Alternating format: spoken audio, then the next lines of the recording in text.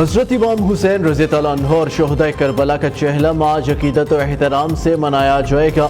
ملک بھر میں چہلم امام حسین رضی اللہ عنہ اور شہدائے کربلا کے سلسلے میں آج نکلنے والے جلوسوں کے روٹس پر سیکیورٹی اہلکار تعینات ہے۔ لاہور میں تعزیہ کا مرکزی جلوس اندرون شہر حویلی الف شاہ سے برآمد ہوگا، جو مقررہ راستوں سے ہوتا ہوا کربلا کا ہمیشہ اختتام پذیر ہوگا۔ کراچی، حیدرآباد، لاڑکانہ سمیت دیگر شہروں میں آج موبائل فون سروس معطل رہے گی۔ راولپنڈی میں چہلم شہدائے کربلا کے جلوسوں کے پیش نظر آج عام تعطیل ہے۔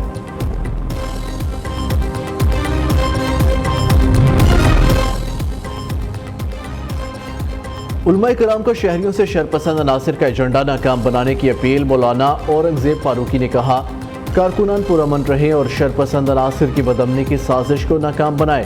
مولانا سید شہنشاہ حسین نقوی نے کہا کہ ہم شدت پسندی اور فرقہ واریت کی مذمت کرتے ہیں۔ سید نذیر عباس نقوی کا کہنا تھا کہ مکار دشمن کی جانب سے فرقہ واریت کو ہوا دینے کی کوشش کو ناکام بنائیں گے۔ مولانا تاج حنفی کا کہنا تھا، کراچی میں گولی مار کی حدود میں مذہبی مارچ پر شرپسند کی مذمت کرتے ہیں۔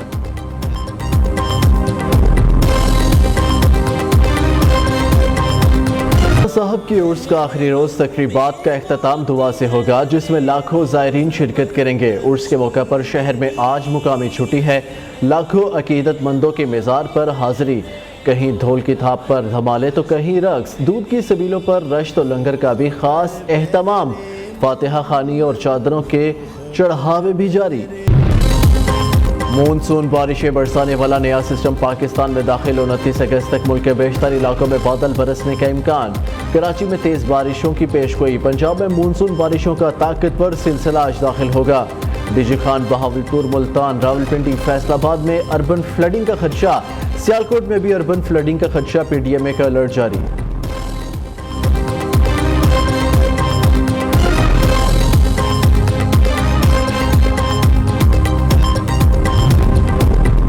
پاکستان نے بھارتی وزیر اعظم نریندر مودی کو شنگھائی تعاون تنظیم کے اجلاس میں شرکت کی دعوت دے دی۔ وزیر اعظم شہباز شریف کی جانب سے دعوت نامہ 3 دن پہلے بھیجا گیا۔ بھارت کی طرف سے انکار یا اقرار کا کوئی جواب نہیں آیا، تاہم وزیر اعظم آفس کے مطابق دیگر مصروفیات کے باعث نریندر مودی اجلاس میں شریک نہیں ہوں گے۔ بھارتی وزیر اعظم سمیت تمام رکن ممالک کو اجلاس میں شرکت کی دعوت دی گئی ہے۔ شنگھائی تعاون تنظیم کا اجلاس 15 اور 16 اکتوبر کو اسلام آباد میں شیڈول ہے۔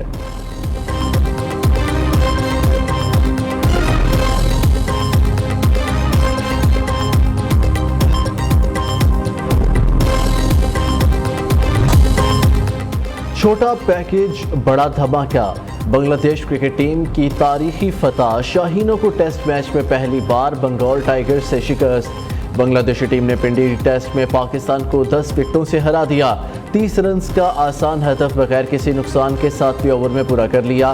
بنگلہ دیشی بولرز کی تباہ کن بولنگ، قومی ٹیم دوسری اننگز میں 146 رنز بنا کر ڈھیر ہو گئی۔ مہدی حسن نے 4، شکیب الحسن نے 3 کھلاڑیوں کو پویلین کی راہ دکھائی۔ شرف الاسلام، حسن محمود اور ناہید رانا نے 1-1 وکٹ حاصل کی۔ بنگلہ دیشی کرکٹ ٹیم کے کپتان نجم الحسن نے پاکستان کے خلاف فتح اپنی قوم کے نام کر دی۔ پنڈی ٹیسٹ میں بیٹنگ اور بولنگ کا فلاپ شو، قومی بلے بازوں کی روایتی ہٹ دھرمی برقرار، دوسری اننگز میں 7 کھلاڑی ڈبل فگر میں داخل نہ ہو سکے۔ محمد رضوان کے سوا کوئی بھی وکٹ پر زیادہ دیر نہ ٹھہر سکا۔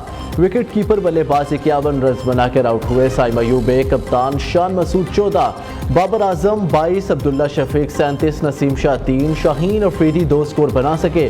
سعود شکیل، سلمان علی اور محمد علی کھاتا ہی نہ کھول سکے۔ پاکستانی کپتان شان مسعود کا غلطیوں کا اعتراف، میچ ہارنے پر شائقین سے معذرت کر لی۔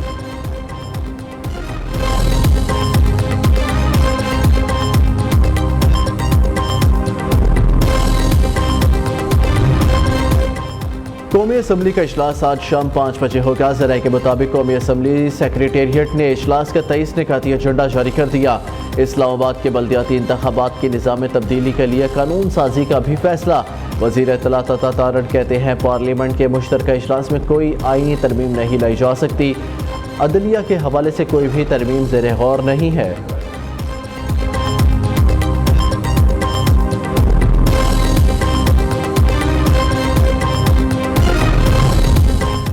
نون لیگ اور پیپلز پارٹی کا گورنر ہاؤس پنجاب میں اجلاس، کچھ نکات پر فوری عمل درآمد، دیگر پر ٹائم فریم دینے پر اتفاق۔ ملکی استحکام کے لیے دونوں جماعتیں مل کر چلنے پر متفق، پیپلز پارٹی کو مسلم لیگ نون کے ارکان کے برابر ترقیاتی فنڈ دینے کا فیصلہ۔ قانون سازی، بجٹ اور پالیسیوں پر قبل از وقت پیپلز پارٹی کو اعتماد میں لیا جائے گا۔ پنجاب میں جہاں پی پی جیتی وہاں مرضی کے افسران لگائے گی۔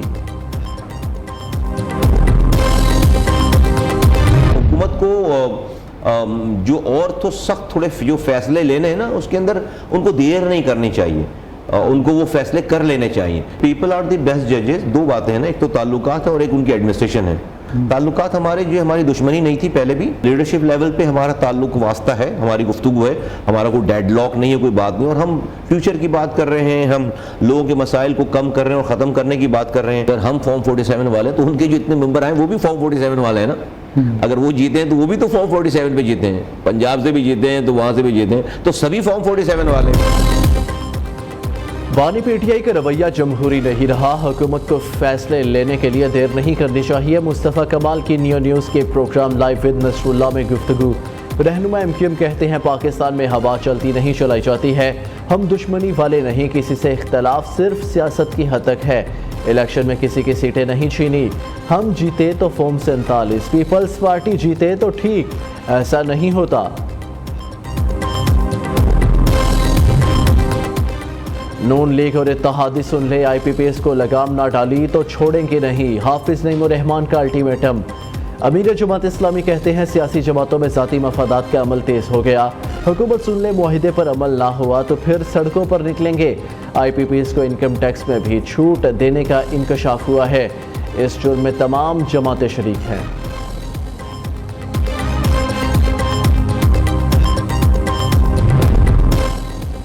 حویلی کہوٹا سے راولپنڈی جانے والی کوسٹر کھائی میں گر گئی، 25 افراد جاں بحق، 5 زخمی۔ کوسٹر میں 30 افراد سوار تھے۔ ایران سے آنے والی بس لسبیلا میں مکران کوسٹل ہائی وے پر کھائی میں گرنے سے 12 افراد جاں بحق، 35 زخمی ہو گئے۔ بس ایران سے پنجاب آ رہی تھی۔ زائرین کا تعلق لاہور اور گجرانوالہ سے ہے۔ صدر وزیر اعظم وزیر اعلیٰ پنجاب کے گہرے رنج و غم کا اظہار۔